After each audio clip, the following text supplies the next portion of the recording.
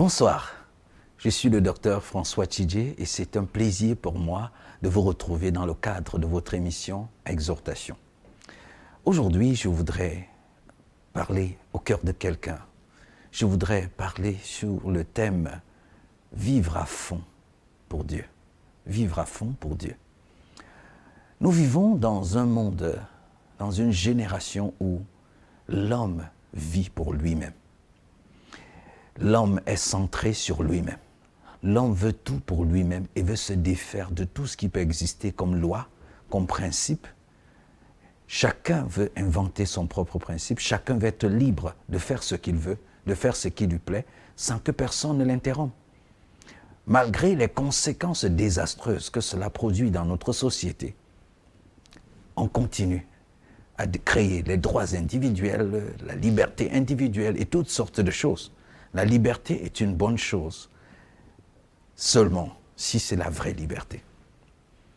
Et malheureusement, cette manière de penser, cette manière de faire, a infiltré le milieu chrétien. Et de nombreux chrétiens, finalement, croient que Dieu existe pour eux. Ils croient qu'ils sont la raison pour laquelle Dieu existe. Mais permets-moi, bien-aimé, aujourd'hui, de dire qu'en réalité, non, c'est nous qui existons pour Dieu. Dieu nous a créés pour sa gloire. Dieu nous a créés pour son plaisir. Dieu nous a créés pour ses objectifs. Dieu nous a créés pour son règne. Donc c'est nous qui sommes là pour Dieu et non l'inverse. Lorsqu'on a enseigné pendant longtemps aux chrétiens que Dieu est là pour eux, pour leur donner de l'argent, pour leur donner des percées, pour résoudre leurs problèmes, pour empêcher qu'il n'ait jamais de douleur, qu'il n'ait jamais de souffrance, et que toute souffrance, aucune souffrance ne peut venir de Dieu. Dieu n'est pas d'accord avec les épreuves, Dieu n'est pas d'accord avec les problèmes qu'on peut rencontrer. Tout ce que Dieu veut, c'est que tu te sentes bien, comme quelqu'un qui a pris du chanvre et qui a le sentiment de s'envoler. Et c'est cette image de Dieu qu'on présente. Et qu'est-ce que cela a comme conséquence? Des chrétiens qui ont du mal. Lorsqu'ils rencontrent des difficultés, lorsqu'ils rencontrent l'adversité, ils pensent que Dieu leur doit quelque chose et que ce n'est pas normal que Dieu permette qu'ils traversent des épreuves, qu'ils rencontrent l'adversité.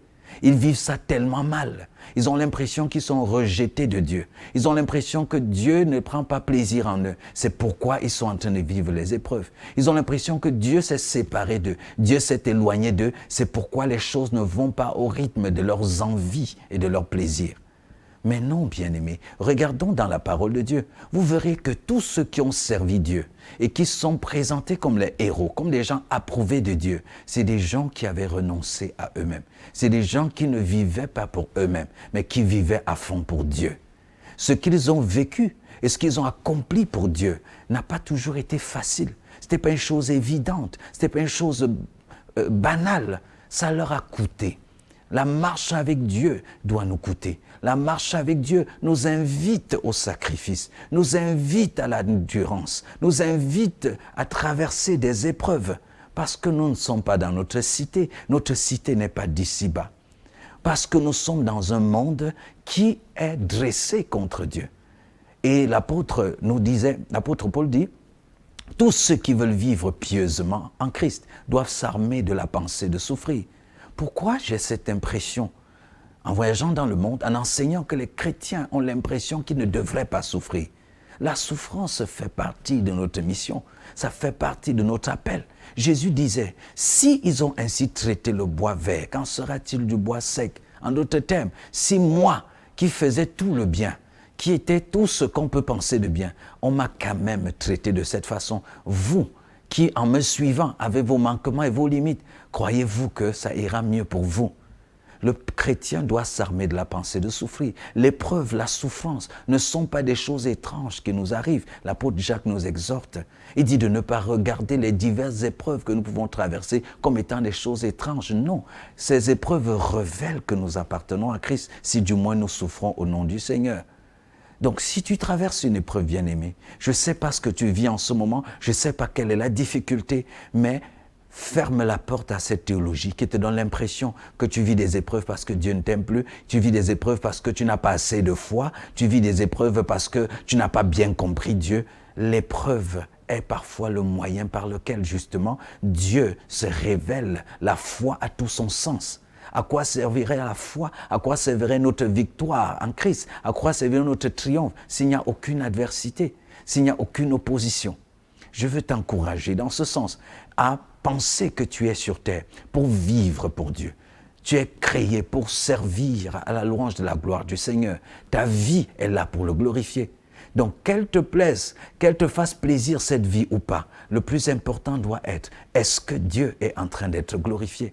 L'apôtre Paul disait, je me suis fait juif avec les juifs, je me suis fait grec avec les grecs, je me suis même fait hors la loi avec les hors la loi, bien qu'ayant en moi la loi de Christ, afin de gagner le plus grand nombre. Son plus grand but dans la vie était de glorifier Dieu. Comment? En dévoilant Jésus-Christ, sa personne et son œuvre aux hommes pour que ceux qui ne le connaissent pas parviennent au salut et que ceux qui le connaissent déjà soient affermis, soient bâtis, parviennent à la statue parfaite de Christ. Voilà quelle était sa vie. Sa vie n'était pas comment faire pour améliorer ma vie, comment faire pour améliorer mes conditions de vie, comment faire pour avoir plus d'argent, comment faire pour payer moins de taxes, comment faire pour ne pas avoir de maladie. Ce n'était pas sa préoccupation. C'était comment toucher le plus grand nombre. Donc même s'il fallait se faire hors la loi, bien que retenant en lui la loi de Christ, il était prêt à aller jusque-là. Même s'il fallait prendre des risques, il était prêt à prendre ces risques. Même si ces risques pouvaient lui coûter la vie, il était prêt à prendre des risques qui pouvaient lui coûter la vie, pourvu qu'il avance dans sa mission. Un chrétien, une chrétienne, c'est un homme, c'est une femme en mission. Une femme qui a livré sa vie pour servir à la louange de la gloire de Dieu.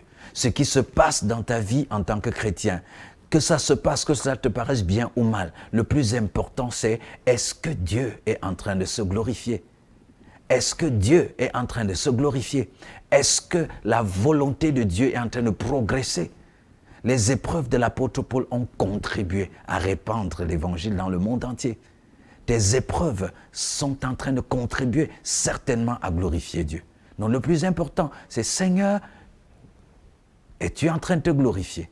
Pas Seigneur, j'ai envie de me sentir mieux, j'ai envie de me sentir bien, j'ai envie d'avoir, donne-moi X, donne-moi Y, moi, mon, mais, ainsi de suite. Non. Seigneur, que veux-tu? Quelle est ta direction? Quelle est ta volonté? Et la direction et la volonté parfaite de Dieu sur la terre, c'est que le pécheur ne périsse point, mais qu'il se répande et qu'il vive. Voilà l'appel, voilà la vocation de chaque chrétien. Tellement de chrétiens passent le temps à prier, à supplier Dieu, à prendre des jours, des 21 jours de jeûne. Seigneur, révèle-moi mon appel. Notre appel est l'appel de Christ. Car si nous vivons, ce n'est plus nous qui vivons, c'est le Christ qui vit en nous. Si c'est lui donc qui vit, s'il est devenu notre vie, alors son appel est devenu notre appel. Si son héritage est notre héritage, si sa position est notre position, sa mission est notre mission. Et quelle a été sa mission? Que le pécheur se répande et qu'il vive. Il est venu chercher et sauver ce qui était perdu. Nous aussi, nous vivons pour que le pécheur se répande et qu'il vive. Nous aussi, nous vivons pour chercher et sauver ce qui était perdu. L'apôtre Paul dit qu'il s'est imposé toutes sortes d'abstinence pour gagner la couronne de la vie éternelle. Beaucoup lisent ce verset et croient que ça parle du salut. Non, la Bible, l'apôtre Paul dans 1 Corinthiens 9, versets 24 à 27, ce n'est pas du salut qu'il parle. Il parle de la récompense que les saints vont recevoir devant Dieu. Il y a une récompense qui t'est destinée. Il y a un prix de la vocation, il y a une couronne de la vocation céleste. Si tu vis juste pour te faire plaisir, tu n'auras pas de couronne. Si tu vis juste pour te faire plaisir, tu seras le dernier dans le royaume de Dieu.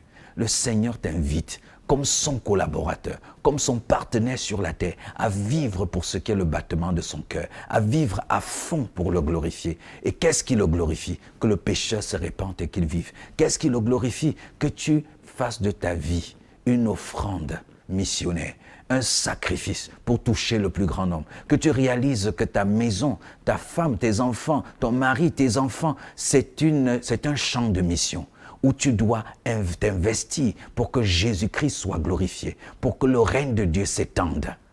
Que ta vie, tes paroles, ton comportement influencent ton conjoint à désirer connaître Dieu davantage. Influence tes enfants à désirer connaître Dieu davantage. Que dans ton lieu de service, ta préoccupation première ne soit pas comment impressionner mon patron pour avoir une promotion et me faire plus d'argent, mais que ce soit comment me connecter à mes collègues de manière à ce que Jésus soit visible, qu'il voit mes bonnes œuvres et qu'il glorifie mon Père qui est au ciel. Comment me connecter même à mon patron pour que Jésus soit visible et qu'il voit mes bonnes œuvres et qu'il glorifie aussi mon Père qui est au ciel. Notre vie doit être réglée par le je veux de Dieu. Qu'est-ce que Dieu veut? Que le pécheur se répande et qu'il vive. Voilà le je veux de Dieu. Jésus a vécu pour le je veux de son Père. Nous nous souvenons, face à la femme samaritaine, dans Jean 4, il a faim, il a soif, et il envoie les disciples acheter à manger, et il est près du puits, mais il n'a pas de quoi puiser de l'eau.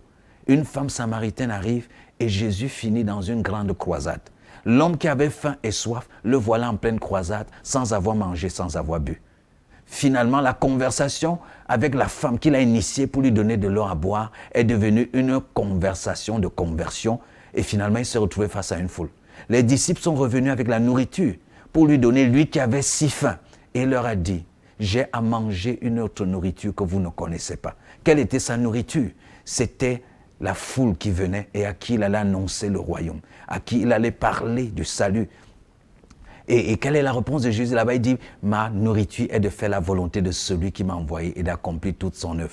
J'aime la version d'Arby qui dit, ma viande est de faire la volonté de celui qui m'a envoyé et d'accomplir toute son œuvre.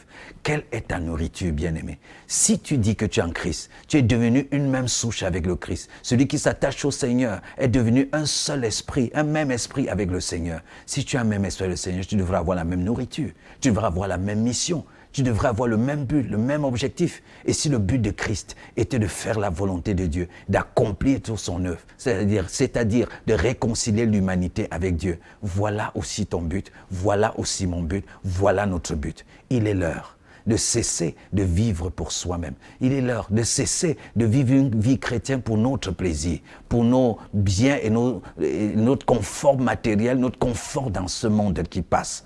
Il est l'heure de se lever, de vivre à fond pour Dieu. Il est l'heure de se lever, de gagner le plus grand nombre, de toucher le plus de personnes et d'amener Jésus dans les lieux où il n'a pas encore été jusqu'ici, dans les rues, dans les lieux de service, dans la politique, dans les affaires, partout. Lève-toi, vis à fond pour Dieu et glorifie le nom de Jésus dans ton domaine d'activité, là où tu te trouves.